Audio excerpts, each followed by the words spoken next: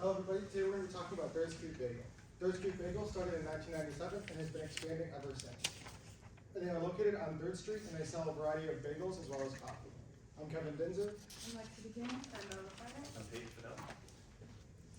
Starting off with the situation analysis for Third Street Bagel, their current situation is that they offer a wide variety of options and they have a high volume of customers, which is really great for the business, but then they run into the problem of having long, inconsistent wait times with both their in-store and online orders. With this problem, it could lead to customers wanting to choose competitor options also on 3rd Street, such as Contrast Coffee, which offers a similar menu, pricing, and others. Moving on to the financial situation, when we spoke to the owner, she stated that they had been on an upward slope since they opened in 1997. They even stayed consistent throughout the COVID-19 pandemic, which shows that they're in a great financial standing, yet they really need to come up with a way to combat their problem of long and inconsistent wait times in order to keep their loyal customer base and to gain new ones. Diving into the SWOT analysis for Third Street Bagel, within strengths, the local tourist location is easily accessible near neighborhoods, other businesses, and 0.7 miles away from Northern Michigan University. The menu offers a high level of healthier options, and the drive-through provides access for customers to pick up their order rather than going inside. Within weaknesses, the high volume of customers during unexpected times increases the wait time for all. The social media is ran strictly by the owner herself, where she's oftentimes busy and inconsistent with posting. And Third Street Bagel relies heavily on word of mouth technique, where they lack in promotions.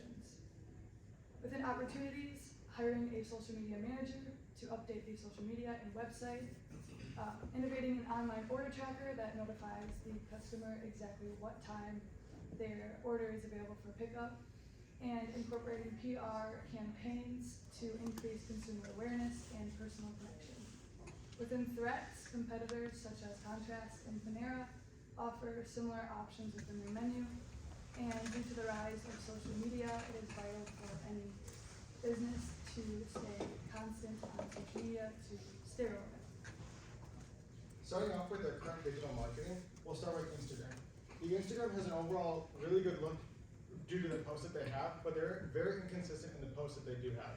Overall, we saw that they post once every 2 months or so, and they have around 600 followers. They also have low engagement, which they do not reply to the low engagement that they do have.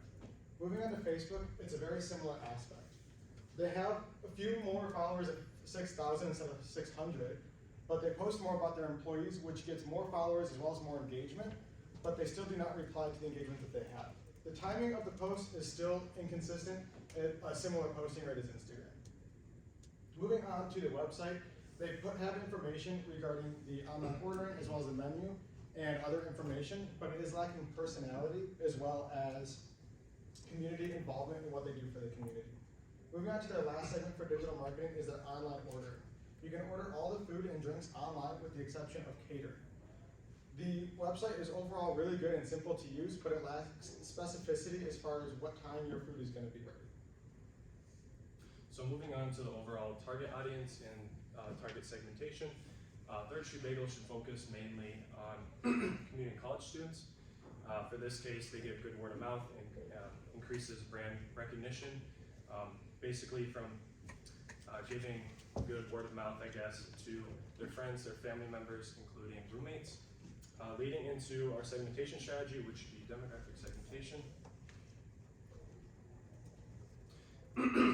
Here's a little overview of what we're going to be going over in a few minutes. Basically, our little marketing plan, the online ordering tracker, basically going over how it's going to be implemented, as well as the future advertisements, website innovation, social media innovation, as well as public relations.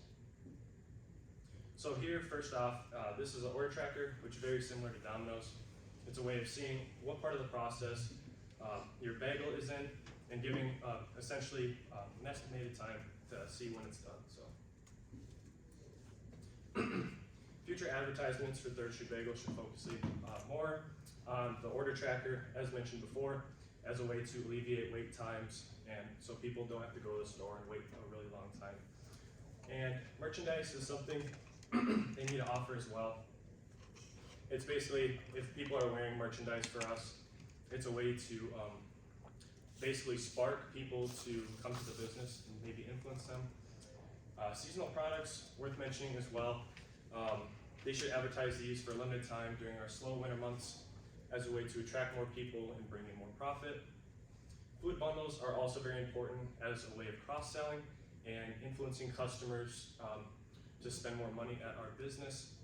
The Toast Takeout app is also something I'd like to mention because it's a way to accessibly use on your iPhone to order online, and it's basically goes hand in hand, I guess, with the order tracker that we'll be implementing. So basically, you'll use the Toast Takeout app as a way to order online, and then you'll receive this you'll receive this order tracker. And last but not least, NMU student discounts are something we want to mention as well. During the academic year, we'll be doing 15% off discounts as a way to track in our target audience. As Kevin stated prior, the current website is minimal and lacks personality. The current tabs include menu, catering, contact, and employment. So in that, our team plans to innovate the tab section, where we would include a promotions tab, an about tab, and a community tab. Within the promotions tab, we would include seasonal products, new products, deals, and discounts available. Within the about tab, we would include the history of Third Street Bagel and how their success came to be throughout the years, as well as a company description, company goals, and company mission statement. And within the community tab, we would include all of the activities that Third Street Bagel engages in, that whether it be sponsors or donations, as well as articles of interest relating to personal stories of employees, consumers, and the community. And then the menu, catering, and contact tab would stay the same, although we would incorporate the online ordering tracker within the order online tab, and we would include the social media links within the contact tab. Lastly, the current homepage has a minimal photo selection of their products. Our plan is to include a gallery of professional photographs along with videos of the company's environment.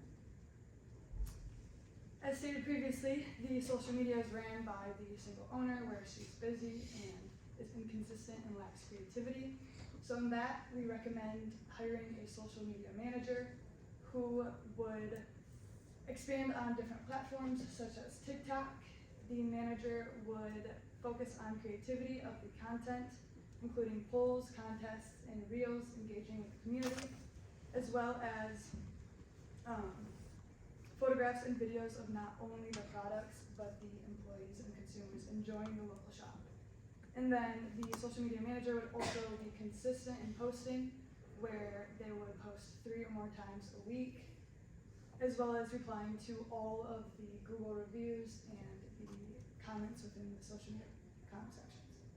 Transitioning to the public relations of Third Street, as we have mentioned before, to reiterate, there's not much consistency with their efforts for PR.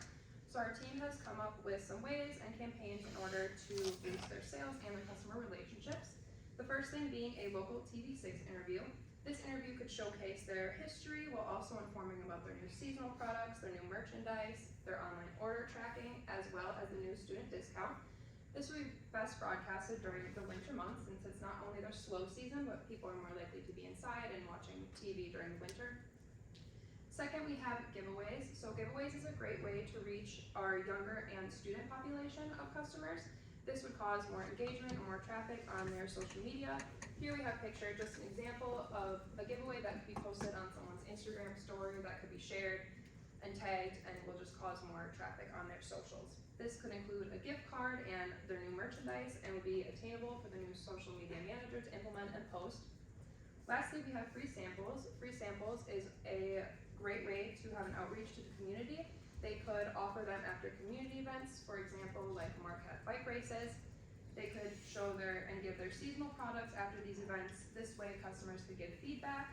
Free samples is a very popular strategy, but it's very effective because it offers their unfamiliar customers to become familiar with their products and build good customer relationship. And all these things would be, 3 of these things would be a great way for word of mouth advertising for Third Moving on to the budgeting for the social media manager, we're working with $30,000. This is based on an estimated amount of income in a single week. We divide it into different sections, starting off with hardware. This would be a computer as well as a camera that can handle the task that is given with the software, and that comes in at about $1,900. After that, we're going to be looking at software. This can be divided into 3 sections. First, a posting calendar that also allows you to look at the analytics and see month-to-month analytics and see how much better you're doing or worse. Moving on, within software, we have a video editing software, and then for the software, we also have a Adobe Suite, which could be used for Lightroom, Illustrator, as well as Photoshop. That comes in at around $1,300. Next, we have training. In order to have our social media manager be able to use the hardware and software to the best of their advantage, we budgeted $2,000 for training. The last one would be for advertising, which Bella mentioned previously, with TV6. This would come in at about $1,000 for a 30-second TV6 ad. For the last one, we have employee salary, and this is whatever we have left over from the $30,000 budget previously. This could be for a current employee, such as a manager that dedicates around 10 hours a week to social media, or a part-time employee that would be able to work on social media. This comes in at around $23,000. We also divided this into a yearly as well as a one-time fee. For the training and hardware, this is a one-time fee, so every year after would be a little bit less expensive at around $26,000. Moving into the timeline for what we'd like to implement, we'd like to implement our tracker almost immediately since it's pretty much ready to go. Within the first 6 months, we would like to hire a social media manager, and after that, there isn't much of a timeline for the upcoming events, with the exception of the fact that we want them in this order. In order to accomplish that, we want to have a high quality rather than trying to push out projects earlier than they're ready. So we'll start off with the website, merchandising, and advertising. Once we have that all implemented and ready to go, we'd like to have an interview with TV6, and then to wrap it all up, we'd have giveaways and free samples that help keep everybody entertained with what Third Street Bagel has to do. Thank you. Any questions?